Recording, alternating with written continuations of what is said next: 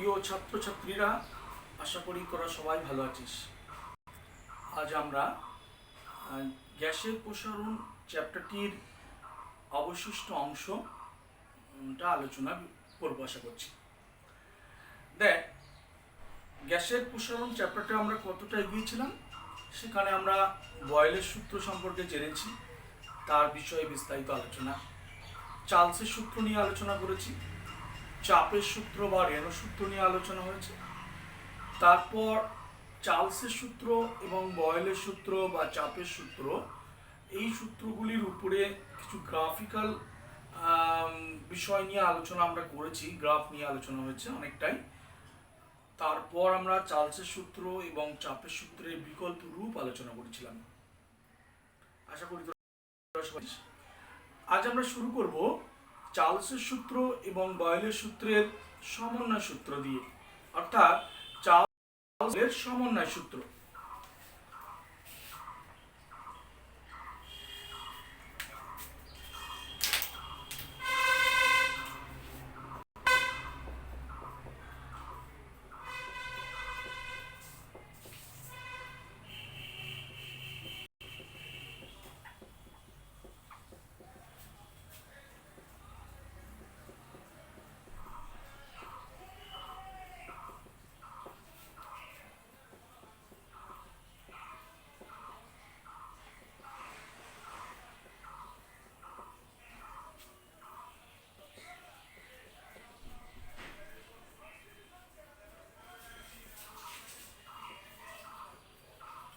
দেখ, combination of Charles and Boyle's law, Charles এবং বয়েলের সূত্রের যে সমন্বয় সূত্র, সেটাই আমাদের আলোচনার বিষয়। এখন দেখ, আমরা বয়েলের সূত্র দিয়ে কি পেয়েছিলাম? বয়েলের সূত্র অনুযায়ী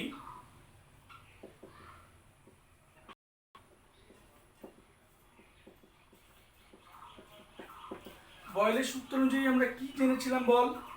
V is proportional to 1 by P. V is proportional to 1 by P যখন কি কি স্থির বলতো? যখন T ও M স্থির,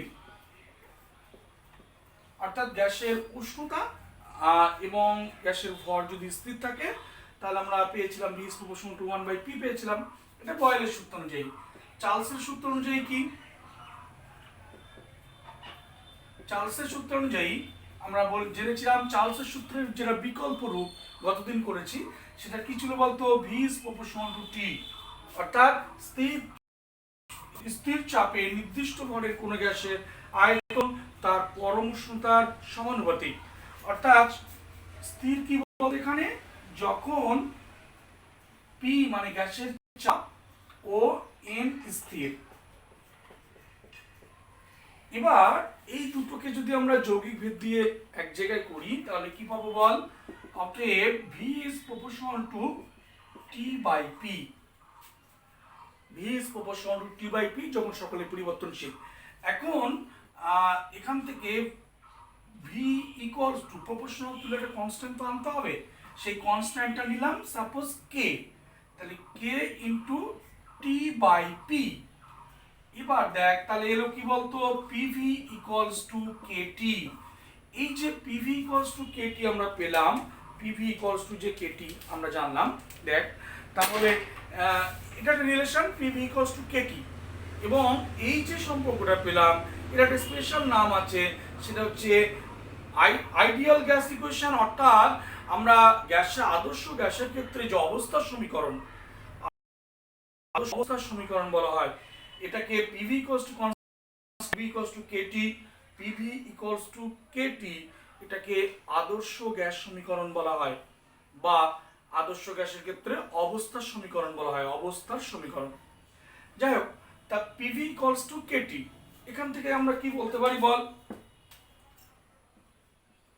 এখান থেকে আলোচনা যদি একটু এগিয়ে নিয়ে যাই আমরা, সেখান থেকে কি পাবো? দেখ, PV by T equals to K, কে তো কনস্ট্যান্ট, তাহলে PV by T equals to K।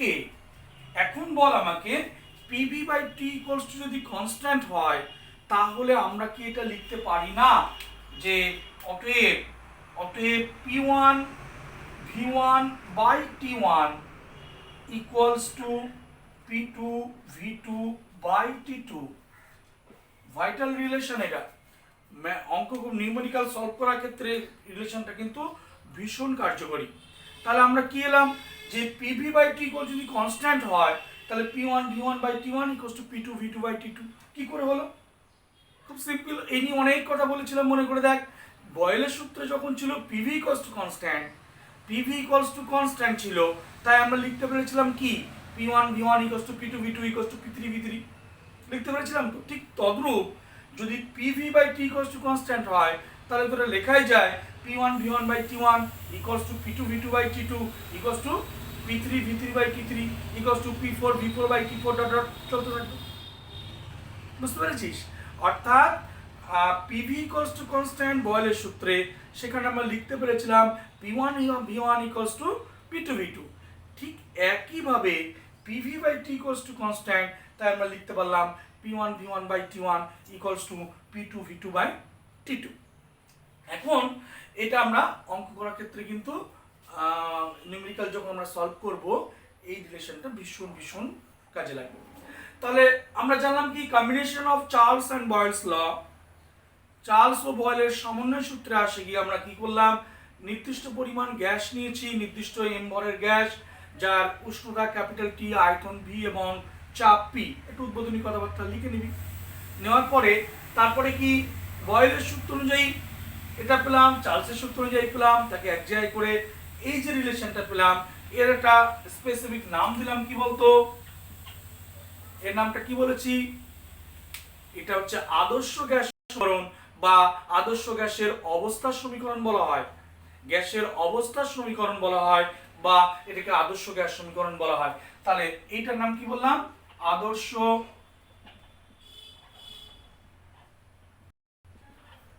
Gas সমীকরণ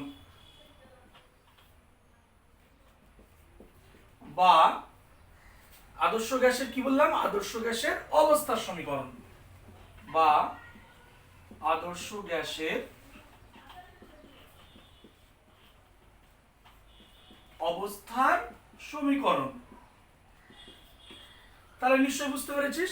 তাহলে আমরা চার্লস বয়েলের সমন্বয় সূত্র যেটা পেলাম সেটাকে একটা নাম দিলাম, কি বললাম? আদর্শ গ্যাস সমীকরণ বা আদর্শ গ্যাসের অবস্থার সমীকরণ।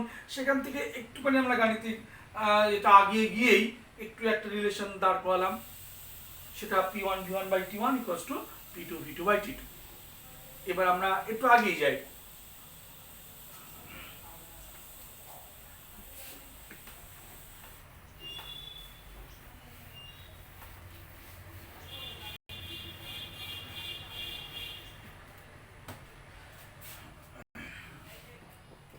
এবার আমরা একটু আলোচনা করব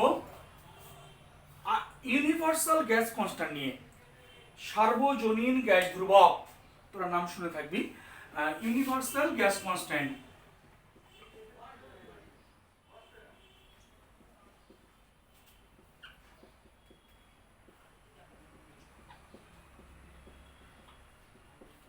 ইউনিভার্সাল গ্যাস কনস্ট্যান্ট এর একটা নাম বলা হয় অর মোলার গ্যাস কনস্ট্যান্ট।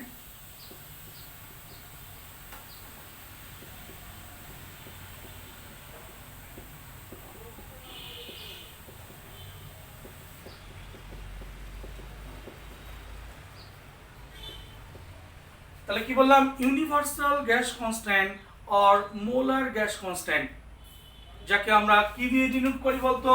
নিশ্চয়ই কম বেশি জানিস সেটা বিষয়ে। এটাকে আমরা ক্যাপিটাল আর দিয়ে ডিনোট করি। দেখ, একটু আগে যে আদর্শ গ্যাস সমীকরণ পেলাম বা আদর্শ গ্যাসের অবস্থার সমীকরণ পেলাম, সেটা কি পেয়েছিলাম বল?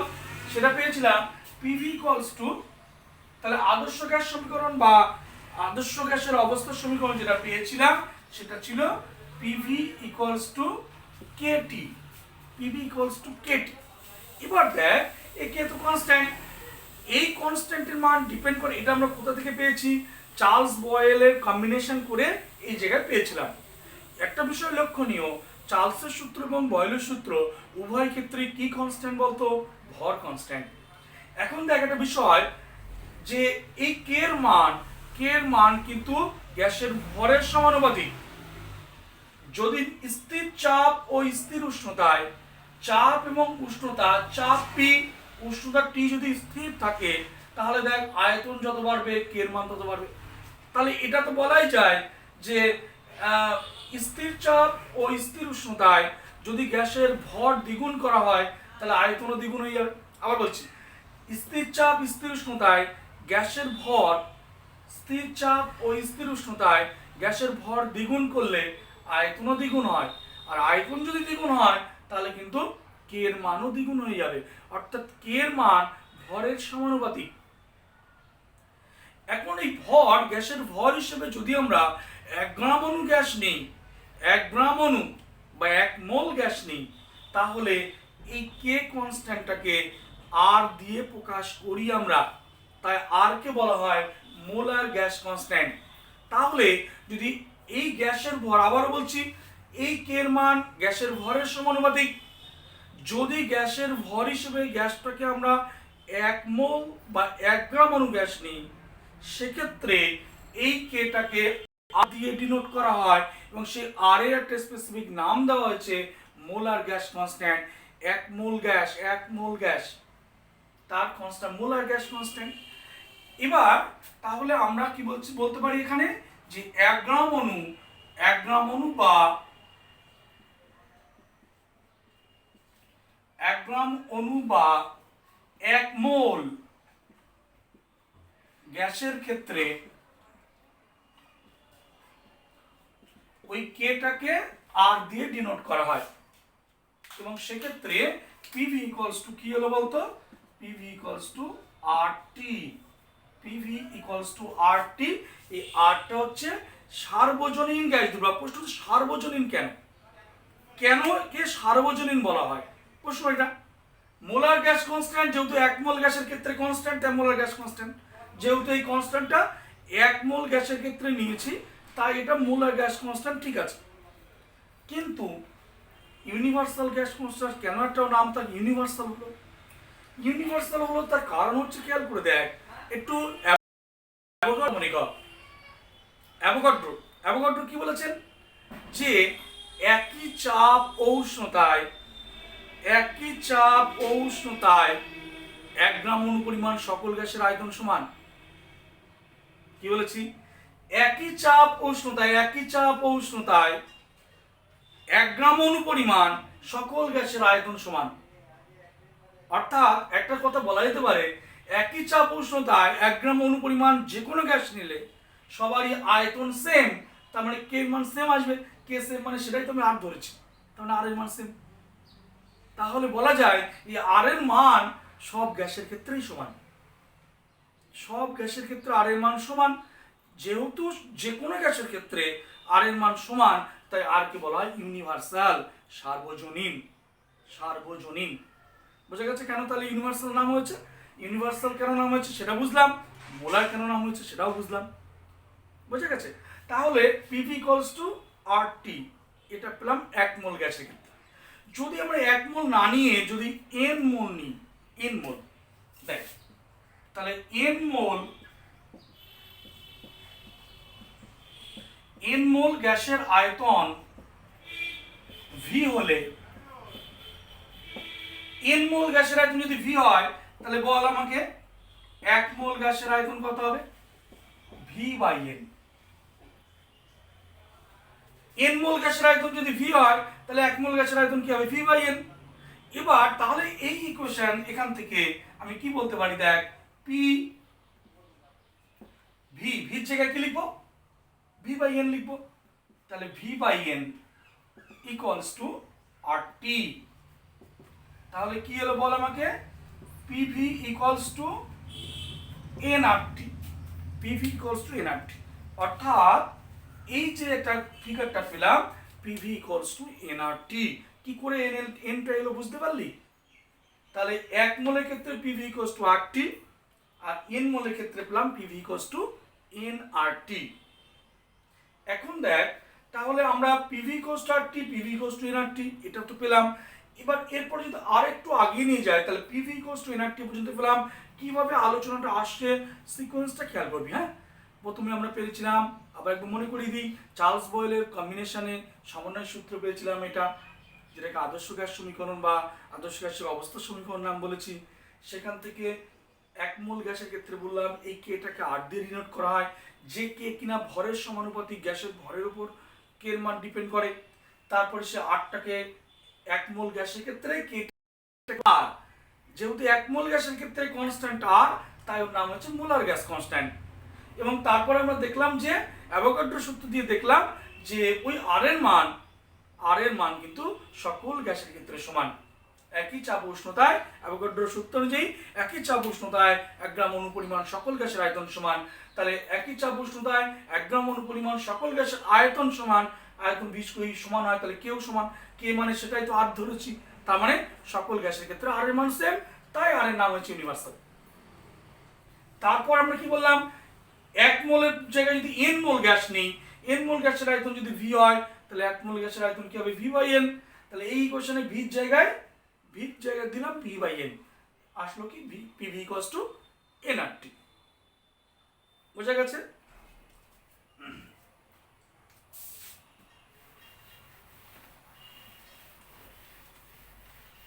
দেখ, এই যে পিভি ইকুয়ালস টু এনআরটি আমরা পেলাম, এখান থেকে আমরা আরেকটু এগিয়ে যাই। PV equals two nRT. এখন দেখ, পিভি ইকুয়ালস টু এন মানে মোল সংখ্যা। এবার এই মোল সংখ্যা এনটাকে কিভাবে বলা যায়? দেখ, যদি বলা যায় ক্যাপিটাল এম আণবিক ভর বিশিষ্ট, ক্যাপিটাল এম যদি আণবিক ভর হয়, এই small M equals to N equals to small M by capital M. তাহলে M gram small M gram গ্যাসের আণবিক ভার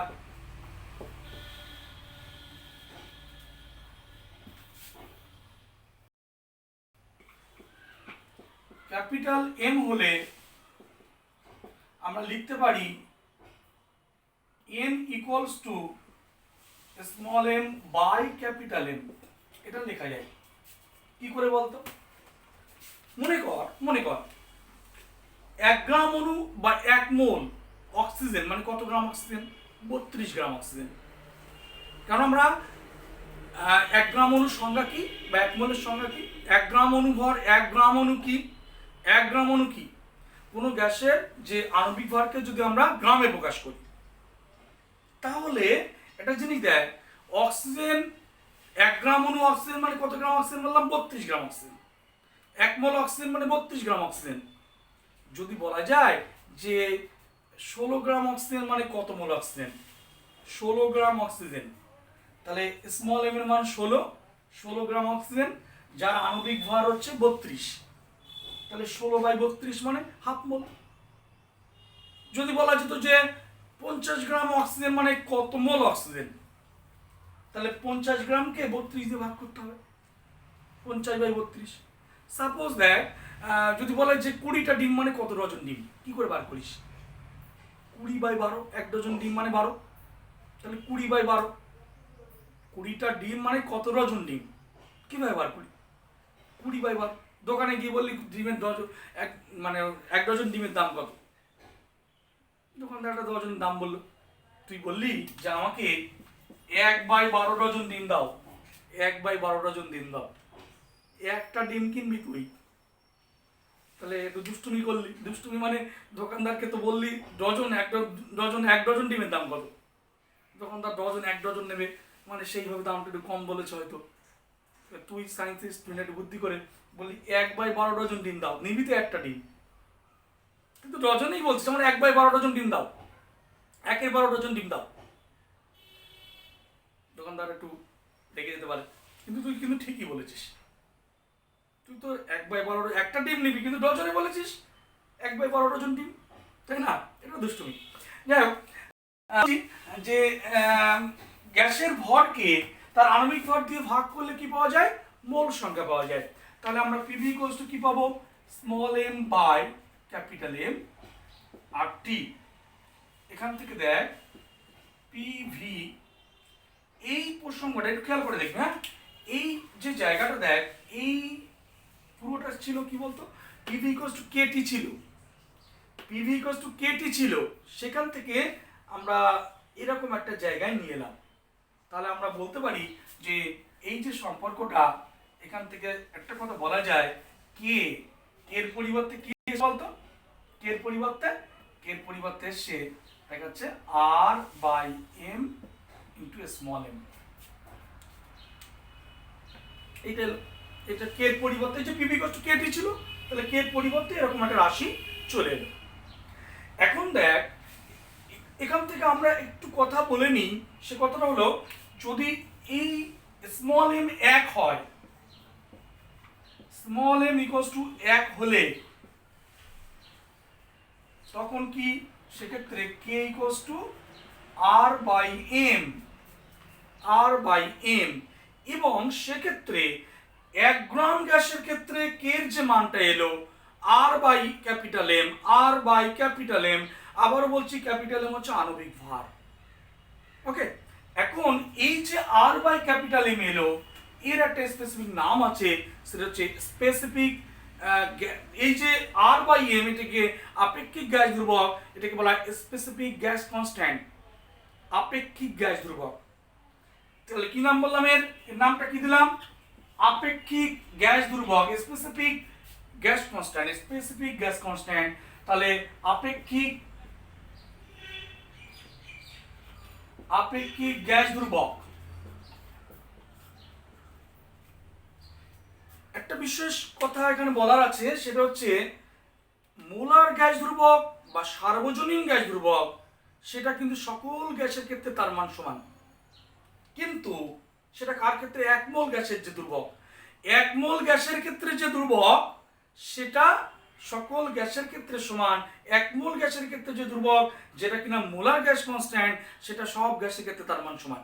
কিন্তু 1 গ্রাম গ্যাসের যে গ্যাস ধ্রুবক, যেটা আমরা নাম দিলাম আপেক্ষিক গ্যাস ধ্রুবক, সেটা কিন্তু সকল গ্যাসের ক্ষেত্রে সমান হবে না। কেন হবে না? কারণ আর বাই এম, আরটা কনস্ট্যান্ট ঠিক আছে, কিন্তু এম এক একটা গ্যাসের এম তো এক এক রকম। অক্সিজেনের এম 32, নাইট্রোজেনের এম কত, 28।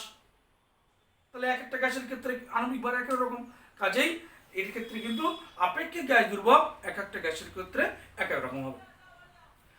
আমরা এখান থেকে আরো একটা বিষয় এনে রাখছি, এটা আমাদের পরবর্তীকালে লাগবে, সেটা দেখ, পিভি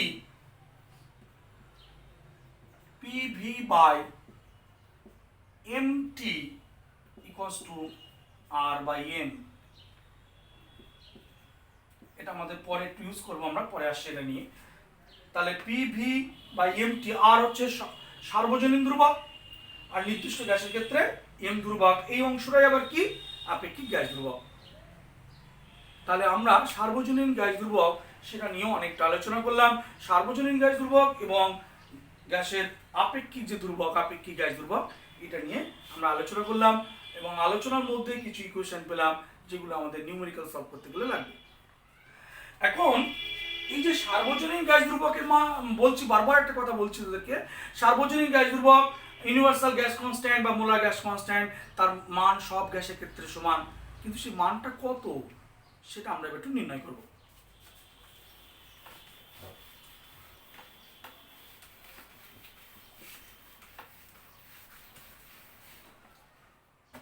তাহলে আমরা এখন ইউনিভার্সাল গ্যাস কনস্ট্যান্টের যে ম্যাগনিটিউডটা, সেটা মান করব, বা বার করব মানটা কত, আর এর মানটা কত, ওই ম্যাগনিটিউডটা বার করব। ঠিক আছে, তাহলে আমরা এখন আর এর মান নির্ণয় করব। ঠিক আছে, আর সার্বজনীন গ্যাস ধ্রুবক, সেই আর এর মান নির্ণয় করব, আর এর মান নির্ণয় করব। দেখ, আমি ধরে নিচ্ছি যে নির্দিষ্ট ভরের কোনো গ্যাসের প্রমাণ চাপ ও উষ্ণতায় দেখাচ্ছে, প্রমাণ চাপ আর প্রমাণ উষ্ণতায় আয়তনটা ধরে নিলাম। একটা জিনিস এখানে একটু কথা বলি, আর একটু কথা প্রসঙ্গে এখানে লাগবে আমার, যে আমরা অ্যাভোগাড্রোর সূত্র থেকে একটা জায়গায় কিন্তু জানি, সেটা সবাই জানি আমরা, সেটা একটু বলে নিই। সেটা হচ্ছে প্রমাণ চাপ ও উষ্ণতায় এনটিপিতে বা এসটিপিতে 1 গ্রাম অণু যে কোনো গ্যাসের আয়তন 22.4 লিটার, জানিস তো তোরা? এবার দেখ, 1 মোল গ্যাসের ক্ষেত্রে আমরা যে ইকুয়েশন জানি PV ইকুয়ালস টু RT। এবার আমি এখান থেকে বলা যায় PV বাই টি, আমি আরটাকে সাইড করে নিলাম, R equals to PV by T. প্রমাণ চাপটাকে যদি P0 বলা যায়, প্রমাণ উষ্ণতাকে যদি আমি T0 বলি, এবং প্রমাণ চাপ ও উষ্ণতায় 1 মোল গ্যাসের যে আয়তন সেটা যদি V0 বলি। একটু উদ্বোধনী সঙ্গীত গাইনি প্রথমে, উদ্বোধনী সঙ্গীত একটু গাইনি। উদ্বোধনী সঙ্গীতটা কি, যে মনে করি 1 মোল আদর্শ গ্যাস নেওয়া হলো, প্রমাণ চাপ ও উষ্ণতায়, প্রমাণ চাপ ব্র্যাকেটে P0, প্রমাণ উষ্ণতা ব্র্যাকেটে T0, প্রমাণ চাপ ও উষ্ণতায় আয়তন হলো কি V0। তাহলে আমরা ইকুয়েশন লিখতে পারি কি, যে P0 V0 equals two R T0। তাহলে R equals to P0 V0 by T0। এখন দেখ প্রমাণ চাপ, এই P0টা কি বলেছি, প্রমাণ চাপ। তাহলে প্রমাণ চাপের মান কত, 76 সেমি পারদর্যা চাপ। এবার তোরা জানিস চাপের একটা ফর্মুলা আছে, আমরা আমাদের 11এও আছে, ফর্মুলাটা প্রতিষ্ঠা করব, তবে মাধ্যমিকে তোরা জেনে থাকবি হয়তো, যে চাপ P equals to H dg by H rho g। এই যে P equals to H rho g এরকম একটা ফর্মুলা, বা H dg ফর্মুলা তোরা আগে পড়েছি। এই ফর্মুলা যদি আমাদের প্রতিষ্ঠা করবো, আমাদের 11 সিলেবাসে আছে উদ্স্থিতিবিদ্যা চ্যাপ্টার মধ্যে। তাহলে এই যে চাপ ইকুয়ালস টু উচ্চতা H, রো হচ্ছে ঘনত্ব, আর জি হচ্ছে গ্র্যাভিটি, অভিকর্ষীয় ত্বরণ। তাহলে P0 মানে প্রমাণ চাপ, প্রমাণ চাপ মানে 76 সেমি পারদের চাপ। তাহলে 76 সেমি পারদের ঘনত্ব নেব, H এর মান 76, পারদের ঘনত্ব কত 13.6 বলতে পারিস, বা আরো যদি সূক্ষ্ম মান লিখিস 13.595, 13.6 দিলেও খুব একটা অসুবিধা নেই। তাহলে H rho g, g কত 900, দেখ জির মান 980 ধরা যায়, জির মান 981 ধরা যায়, তবে আরো যদি সূক্ষ্ম মান 980.7, আরো সূক্ষ্ম মান যদি নিস তাহলে 980.665 H rho g নিলাম। তাহলে P0 কাজ মিটে গেল। V0 কত বল, প্রমাণ চাপ ও প্রমাণ উষ্ণতায় 1 মোল, আমরা কিন্তু 1 মোল গ্যাস নিয়ে কাজ করছি। তাহলে প্রমাণ চাপ ও উষ্ণতায় 1 মোল গ্যাসের যে আয়তন 22.4 লিটার, যেহেতু আমি সিজিএস এ কাজ করছি, ওই লিটারটাকে আমরা মিলিলিটারে নিয়ে গেলাম, এমএল নিয়ে গেলাম, তাহলে সেটা কি হলো কত, 22.4 লিটারটা হয়ে যাবে কি 22.4 লিটার। লিটারকে যদি মিলিলিটারে করিস, ঘন সেমিতে নিয়ে যাস, ঘন সেমি বা মিলিলিটার ঘন সেমিতে যদি নিয়ে যায়, তাহলে কি হবে, 22.4কে 1000 দিয়ে গুণ করতে হবে, করলে 22,400। তাহলে এটা ঘন সেমি হয়ে গেল।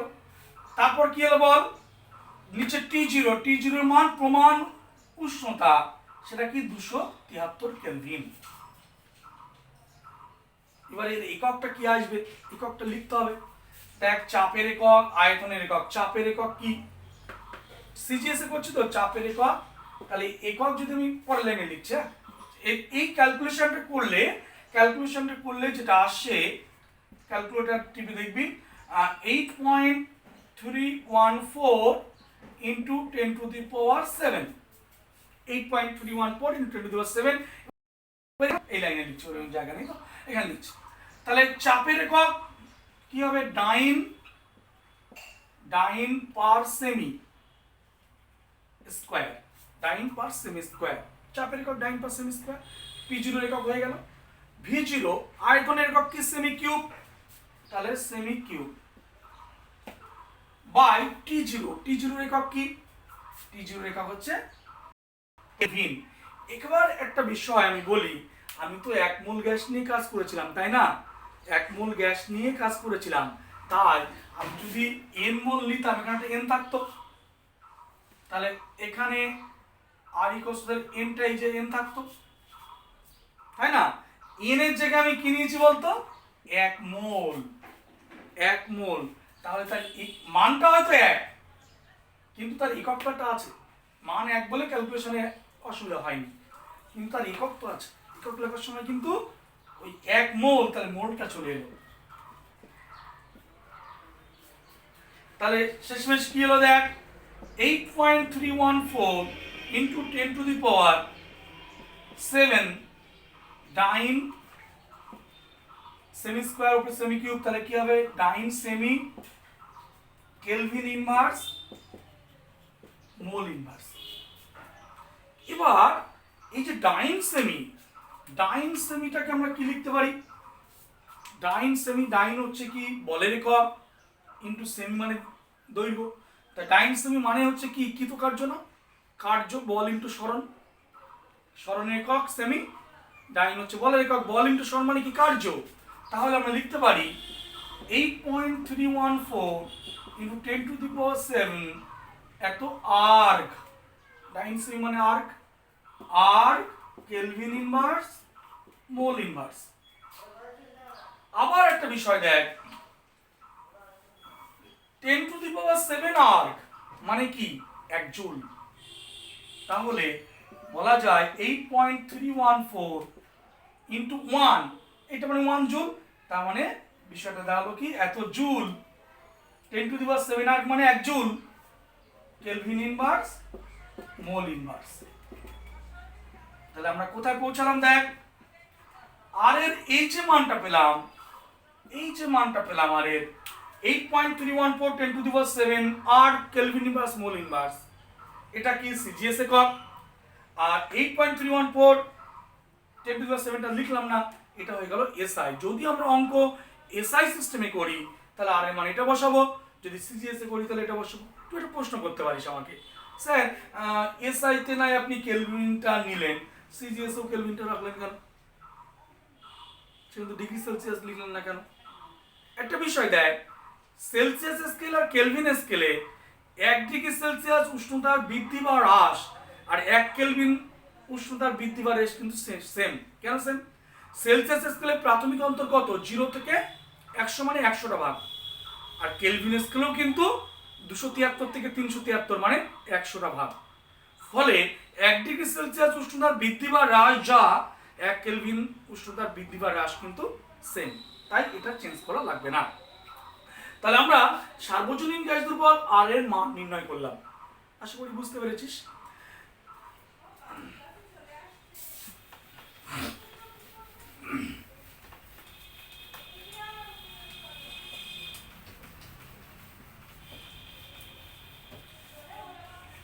এবার আমরা আরেকটা রিলেশনে যাচ্ছি। এই রিলেশনগুলো সবই আমাদের না নিউমেরিক্যাল করতে লাগবে।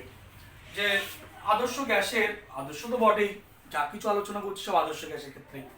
তাহলে গ্যাসের চাপ, উষ্ণতা ও ঘনত্বের সম্পর্ক প্রতিষ্ঠা।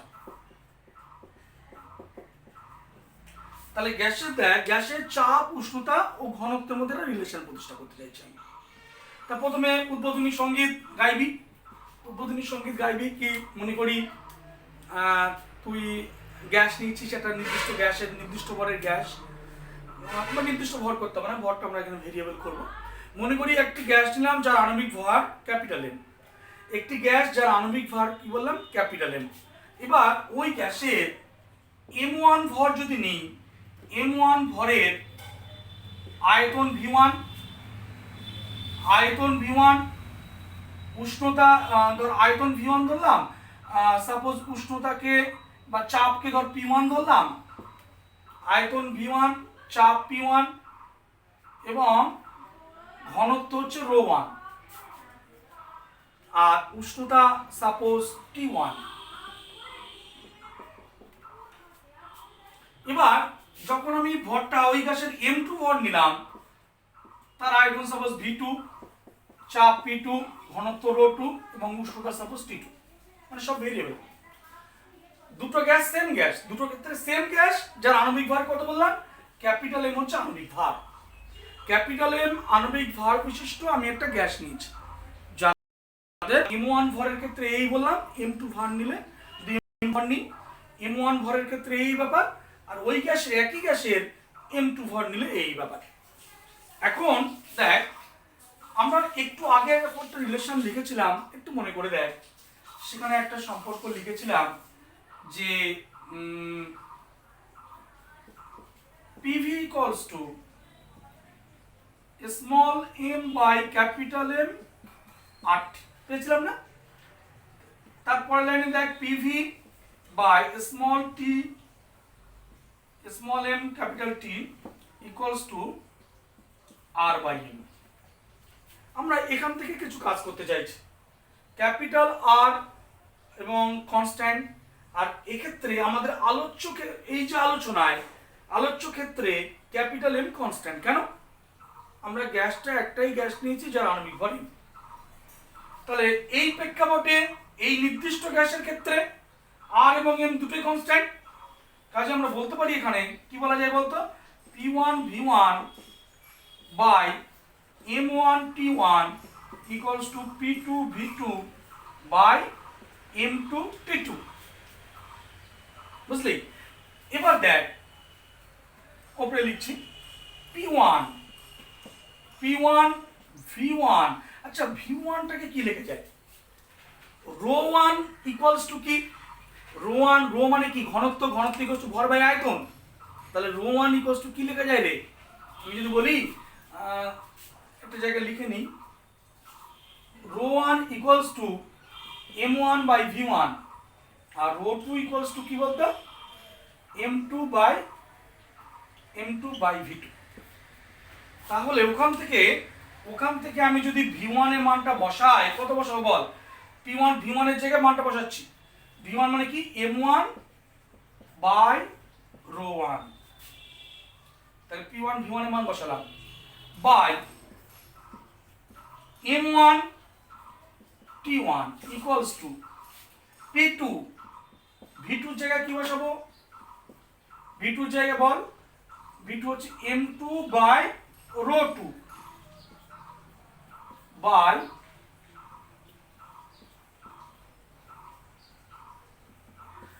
তাহলে কি হলো বলতো, M2 T2। বুঝতেই পারছিস, M1 কাটলো, M2 কাটলো, তাহলে কি দাঁড়ালো বল, P1 by ρ1 T1 equals to P2 by ρ2 T2। তাহলে চাপ, গ্যাসের উষ্ণতা এবং ঘনত্বের মধ্যে সম্পর্ক পেয়ে গেলাম।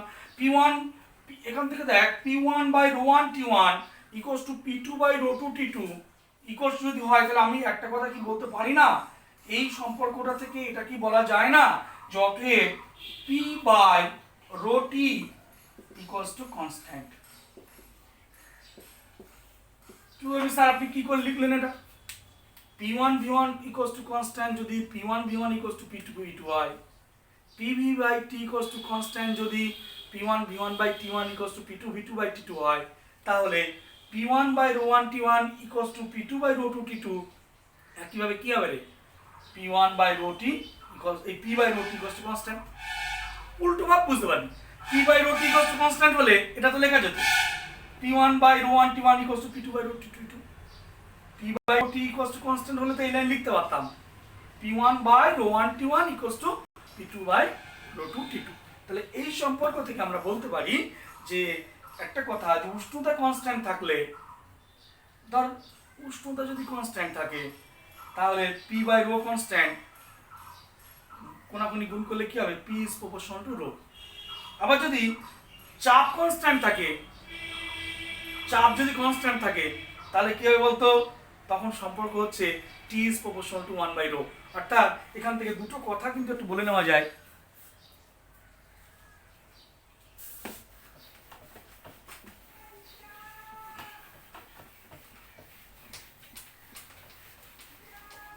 দেখ, আমি এখান থেকে দুটো কথা বললাম, P by ρT কনস্ট্যান্ট, এখান থেকে দুটো কথা বলা যায়। যদি T স্থির থাকলে, T যদি কনস্ট্যান্ট থাকে, টি যদি কনস্ট্যান্ট থাকে, টি স্থির হলে কি হবে রে, টি কনস্ট্যান্ট তার মানে P by rho equals to constant, সেক্ষেত্রে P is proportional to rho. কেন? P equals to constant into rho, এবার ইকুয়ালস টু থেকে প্রপোর্শনাল আসলে কনস্ট্যান্টে ভাগ চলে যায়। আর আরেকটা কথা কি লেগে যায় বল, সেটা হচ্ছে যদি রো স্থির, এই চাপ পি স্থির থাকে, পি স্থির হলে সেক্ষেত্রে কি হবে বলতো, rho T equals to constant, rho T equals to constant, এটা পি কনস্ট্যান্ট, তাহলে রো টাইম, সেক্ষেত্রে কি বলা যায়, সেক্ষেত্রে T is proportional to 1 by rho. তাহলে উষ্ণতা স্থির থাকলে P is proportional to rho, চাপের সঙ্গে ঘনত্বের সরল সম্পর্ক, আর যদি চাপ স্থির থাকে উষ্ণতার সঙ্গে ঘনত্বের ব্যস্ত সম্পর্ক। তাহলে আমরা সম্পর্কগুলো পেলাম। এবার দেখ আমরা কঠিনের চ্যাপ্টারে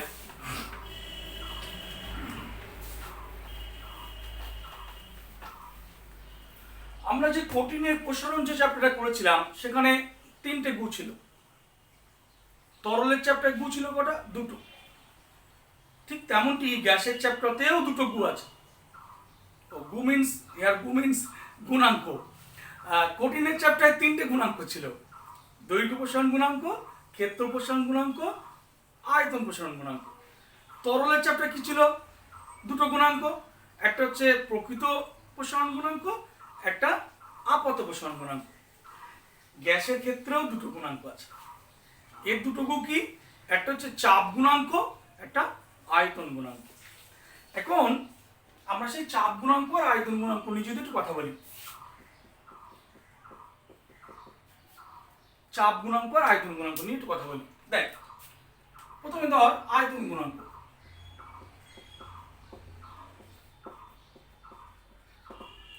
আয়তন গুণাঙ্ক যেটাকে গামা পি দিয়ে প্রকাশ করা হয়।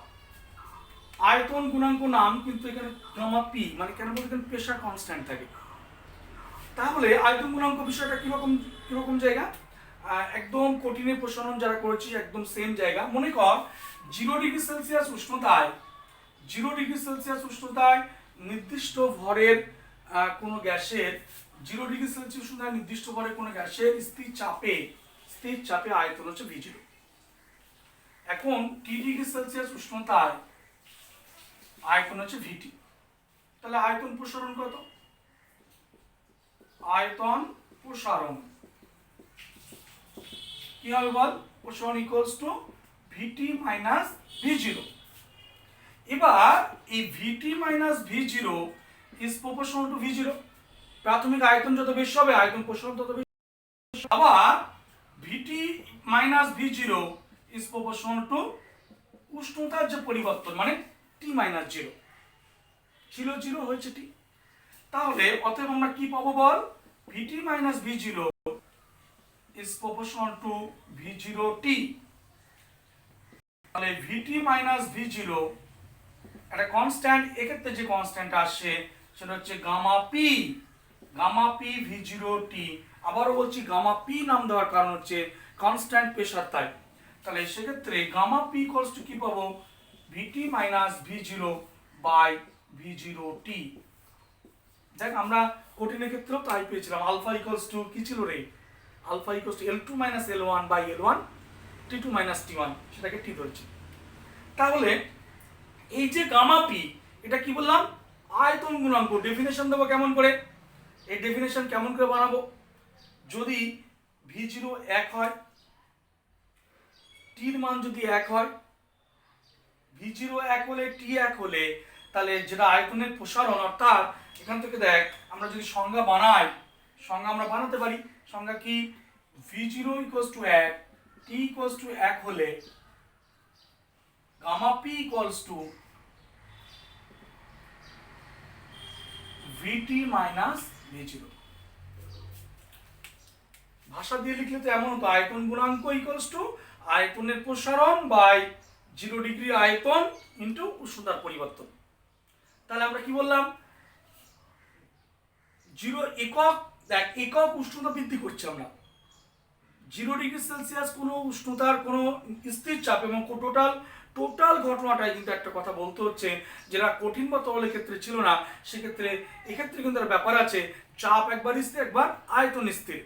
কেননা গ্যাসের ক্ষেত্রে কিন্তু চাপ এবং আয়তন দুটো একসঙ্গে চেঞ্জ হয়ে যায়, তাই একটা স্থির থেকে আরেকটাকে পরিবর্তন লক্ষ্য করা হয়। যাই হোক, কারণ গ্যাসের ক্ষেত্রে উষ্ণতা বৃদ্ধি করলে এর চাপ আয়তন উভয়ই চেঞ্জ হয়, দুটো একসঙ্গে চেঞ্জ হয়, তাই আমরা একটাকে স্থির থেকে আরেকটা গণনা করতে হয়।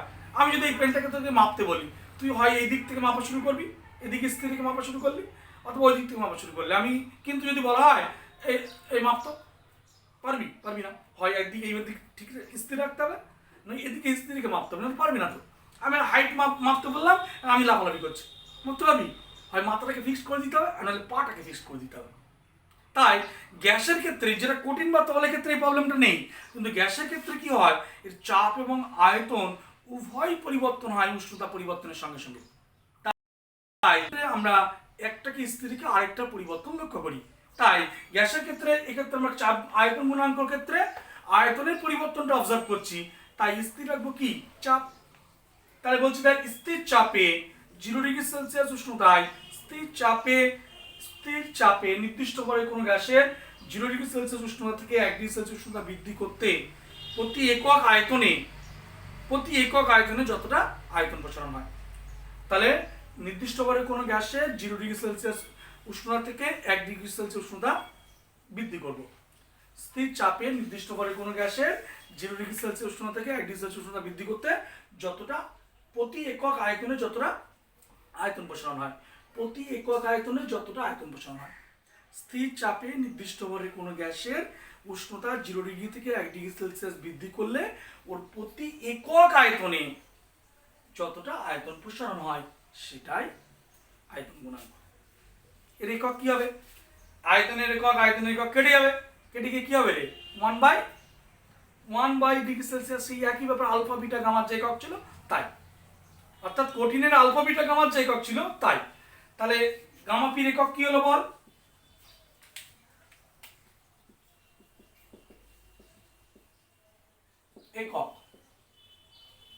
একক হচ্ছে কি, এই যে আয়তনের একক কেটে যাবে, ये থাকবে 1/°C বা ডিগ্রি সেলসিয়াস ইনভার্স বা কেলভিন ইনভার্স বা ডিগ্রি ফারেনহাইট ইনভার্স।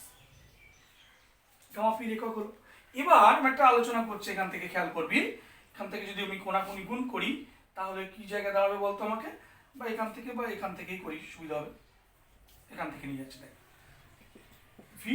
ভিটি এই পাশে রাখলাম, V0টা ও পাশে নিয়ে গেছে, তাহলে V0 plus V0 gamma P T. তাহলে এখান থেকে VT equals to V0 common নিলাম, 1 প্লাস গামা পি টি। এই যে ইকুয়েশনটা পেলাম, তোদের একটু চেনা লাগছে না? এরকম ফরম্যাটেড ইকুয়েশন আগের দিন আলোচনা করেছিলাম, সেটা কি বলতো, চার্লসের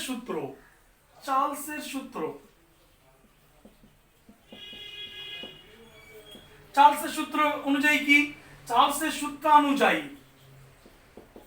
কি বলা যায় রে, VT equals to V0 into 1 plus সেখানে কি ছিল, T/273। এই ফরম্যাট ছিল। তাহলে বল, এই দুটো যদি তুলনা করি, স্থির চাপ, চার্লসের সূত্রে স্থির চাপ, এক্ষেত্রেও তো স্থির চাপ, তাহলে দুটো তুলনা করলে কি পাবি বল, এখানে যেটা গামা পি, সেই গামা পির জায়গায় এখানে কি আছে বলতো, 1/273। তাহলে দুটো তুলনা করে খুব সহজেই আমরা পেয়ে গেলাম যে অতএব gamma P equals to 1/273 inverse বা পার ডিগ্রি সেলসিয়াস। তাহলে গামা পির মান, এবং আরো একটা বিষয় লক্ষণীয়, এই গামা পির মান জাস্ট একটা নিউমেরিক্যাল ভ্যালু এসেছে, তাই সকল গ্যাসের ক্ষেত্রে গামা পি অর্থাৎ আয়তন গুণাঙ্কের মান সেম। বুঝতে পারলি? এবং এই আয়তন গুণাঙ্ক যা আলোচনা করলাম, চাপ গুণাঙ্ক হুবহু একই, শুধুমাত্র আয়তনের জায়গায় চাপ, চাপের জায়গায় আয়তন। তাহলে আয়তন গুণাঙ্কের নাম হবে কি, চাপ গুণাঙ্ক, গামা পিটা কি হবে, গামা ভি। সেক্ষেত্রে আমরা কি করব, গামা ভি কেন, আয়তন স্থির রেখে চাপের পরিবর্তন লক্ষ্য করব। এখানে কি চাপ স্থির রেখে আয়তনের পরিবর্তন লক্ষ্য করেছি। এবার আয়তন গামা ভি মানে কি বললাম, এই যে আয়তন স্থির রেখে চাপ পরিবর্তন লক্ষ্য করব। তাহলে তখন 0 ডিগ্রি সেলসিয়াস উঠায় চাপ P0, টি ডিগ্রি সেলসিয়াস উঠায় পিটি। তাহলে চাপের প্রসারণ কত হবে, পিটি মাইনাস P0। একদম সব চলে আসবে একই হবে। সেখানে কি হবে বল, gamma V equals to P t minus P0 by P0t। সংজ্ঞাও একই রকম হবে যে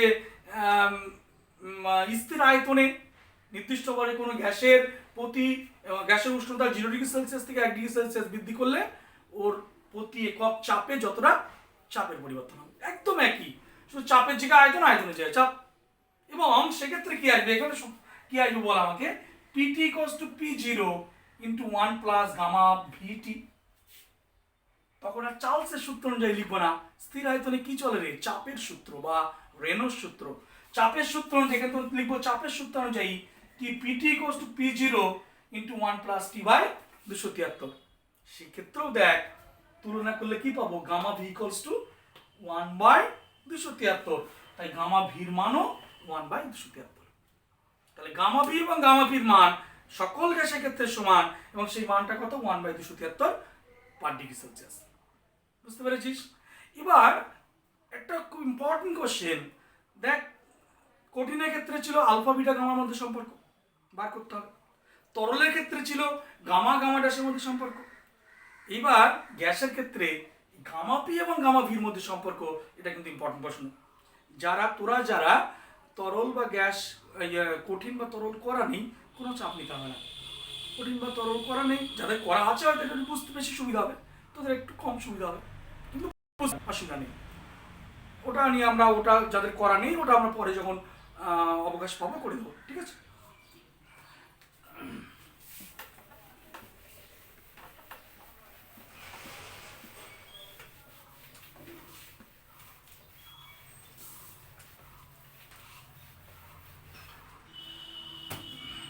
দেখ আরেকটা কথা এই প্রসঙ্গে, আয়তন গুণাঙ্ক চাপ গুণাঙ্ক প্রসঙ্গে বলি।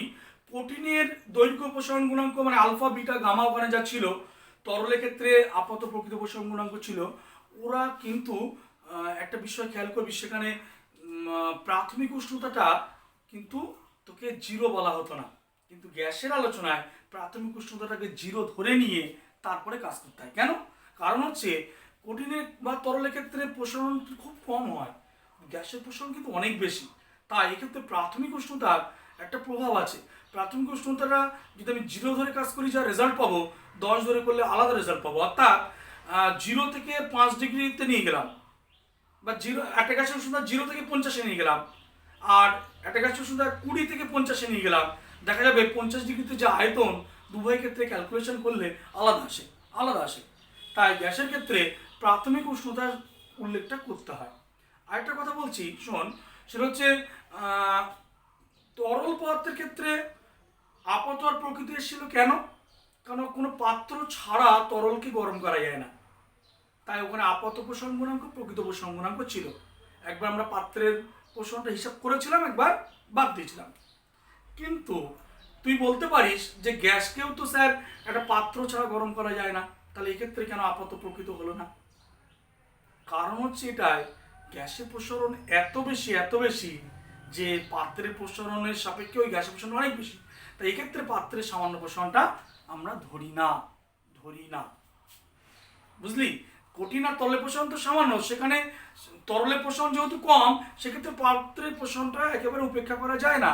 কিন্তু গ্যাসের প্রসারণ এত বেশি যে পাত্রের প্রসারণটাকে উপেক্ষা করা যেতে পারে। জাস্ট একটা সিম্পল এক্সাম্পল দেওয়া যেতে পারে যে সাপোজ তুই দোকানে গিয়ে 5,000 টাকার একটা জিনিস কিনেছিস, 5,000 টাকার জিনিস কি দোকানদার একটা ব্যাগ দিল, যে ব্যাগটার দাম বাজার মূল্য কম বেশি 30, 40 বা 50 টাকা দাম আছে।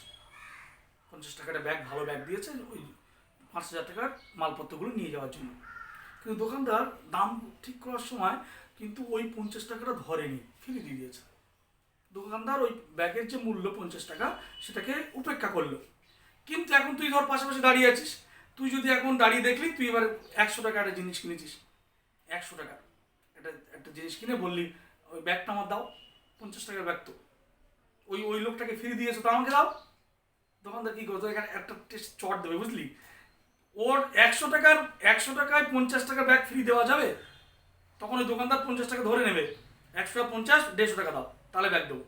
কিন্তু যে মানুষটা 5,000 টাকার জিনিস কিনেছিল তাকে কিন্তু 50 টাকা ব্যাগটা ফ্রি দিয়েছে, 50 টাকার যে মূল্যটা দোকানদার উপেক্ষা করেছে। ঠিক তদ্রূপ গ্যাসের প্রসারণটা এত বেশি, সেখানে পাত্রের সামান্য প্রসারণটাকে উপেক্ষা করা যায়, কিন্তু তরলের ক্ষেত্রে কিন্তু সেটা করা যায় না। এখন আয়তন গুণাঙ্ক আর চাপ গুণাঙ্কের মধ্যে যে রিলেশনটা, সেটা আমরা একটু দেখব, অর্থাৎ গামা পি ও গামা ভির সম্পর্ক।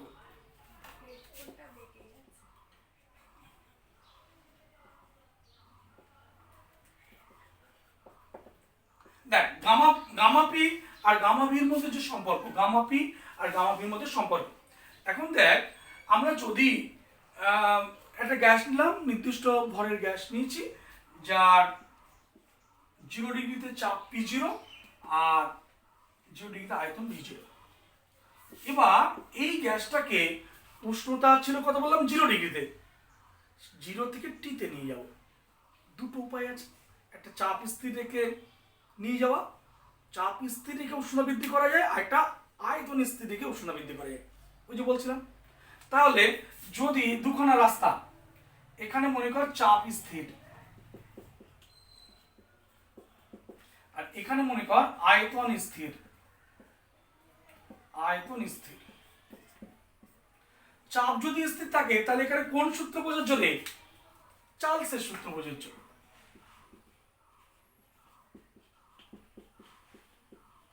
আর আয়তন স্থির থাকলে কার প্রযোজ্য? চাপের সূত্র বা রেনোর সূত্র প্রযোজ্য।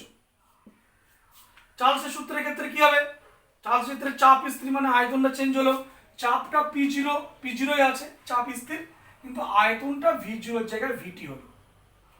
আর এখানে কি হলো দেখ, এখানে আয়তন স্থির মানে V0 রইলো, কিন্তু চাপটা P0 এর জায়গায় PT হলো।